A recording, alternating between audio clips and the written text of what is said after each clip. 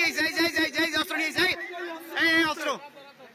অস্ত্র নিয়ে এসছে এই ব্যাগ সহ অস্ত্র নিয়ে এসছে এই যে ব্যাগ সহ অস্ত্র নিয়ে এসছে এই ছেলে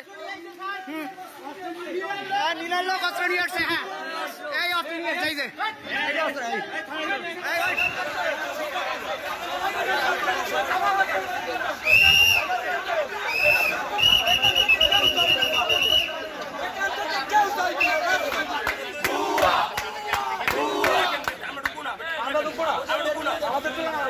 অস্ত্র নিয়ে এসছে এই ব্যাগ সহ অস্ত্র নিয়ে এসছে এই যে ব্যাগ সহ অস্ত্র নিয়ে এসছে এই ছেলে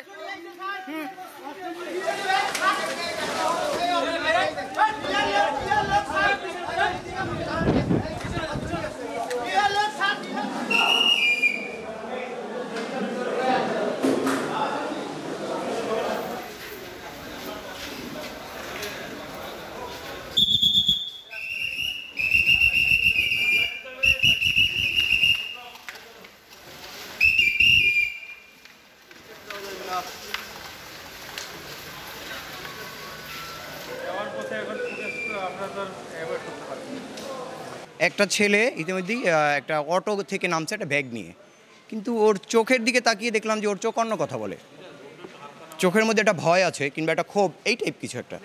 তখনই আমি নোটিশ করে ওকে বললাম যে ভাইয়া তোমার ব্যাগে কী আছে? বলে ব্যাগে আমার বই আছে। আরও 2-3টা ছেলে আসছে, ওরাও স্টুডেন্ট, ওদেরকে বললাম ওর ব্যাগ চেক করো। তো ব্যাগ চেক করার পর ওর ব্যাগের ভিতরে একটা চাইনিজ খুবই ধারালো চাইনিজ একটা নাইফ পাওয়া গেছে, নাইফটা সম্ভবত 12 ইঞ্চি। এরপরে ওরে ধরে আমি নৌবাহিনীর যে সেনারা সামনে ছিলেন আমি তাদেরকে বললাম ওর হাতে অস্ত্র পাওয়া গেছে, আর ওরা হচ্ছে মূলত নিলয়ের লোক। ওরা যারা বলছে আমার সাথে ছিল ওরা আইডেন্টিফাই করছে, ওরা বলছে ওরা নিলয়ের লোক। এটা বলে তারপরে আমরা এই নৌবাহিনীর ভাইদের কাছে আমরা ওরে হস্তান্তর করছি। এখানে বৈষম্যবিরোধী ছাত্র আন্দোলনের দ্বিতীয় পর্যায়ে একটা প্রোগ্রাম ছিল, বিকেল 3টায় শুরু হওয়ার কথা। তো সেখানে আমাদের নিরাপত্তা বাহিনীর সদস্যরা, যারা নৌবাহিনী ও পুলিশ যৌথভাবে এখানে নিরাপত্তা প্রদান করছে, সেখানে নিরাপত্তার অংশ হিসাবে এখানে এন্ট্রি পয়েন্টে চেক করে প্রবেশ করাচ্ছিলাম। এখানে যারা অংশগ্রহণকারী আছে সেই অংশগ্রহণকারীদের মধ্যে একজনের কাছ থেকে একটা ধারালো অস্ত্র সহ আমাদের নৌবাহিনীর সদস্যরা ওনাকে আটক করেছে।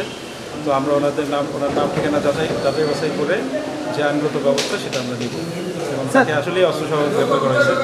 তার বক্তব্য হচ্ছে যে সে আন্দোলন করেছে কিন্তু আন্দোলনের সুফল অন্য কেউ ভোগ করতে চাচ্ছে, এরকম বহিরাগতদের বিরুদ্ধেই তার ক্ষোভ। তা আসলে তার পিছনে কে আছে বা কেউ তাকে পাঠিয়েছে কিনা, কোনো ষড়যন্ত্র আছে কিনা, কোনো উদ্দেশ্য আছে কিনা, এটা ওনাকে আমরা ওনার সাথে কথা বলে নিবিড়ভাবে জিজ্ঞাসাবাদ করলে আমরা বুঝতে পারবো। তা আপাতত ওনাকে যেহেতু গ্রেপ্তার করা হয়েছে, ওনাকে নিবৃত্ত করা হয়েছে এবং ওনাকে আমরা এখন ওনার বিরুদ্ধে যথাযথ আইনি ব্যবস্থা